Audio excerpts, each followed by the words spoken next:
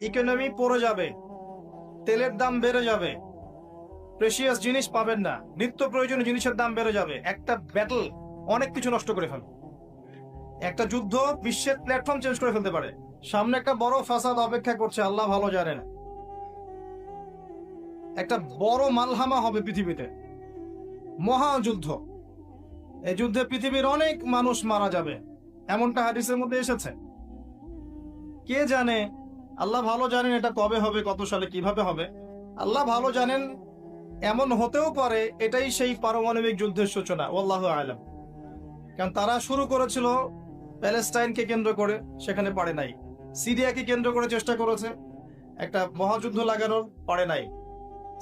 সিরিয়াকে কেন্দ্র করে প্রায় হয়েই গিয়েছিল, এখানে অনেকগুলো দেশ ইনভলভ হয়ে গিয়েছিল, কিন্তু নিউক্লিয়ার যুদ্ধ পর্যন্ত যায়নি।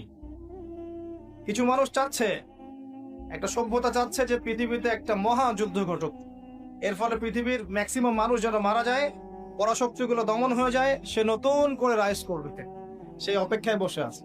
প্রথম বিশ্বযুদ্ধের পরে একটা কান্ট্রি বিশ্বের রুলিং স্টেট হয়ে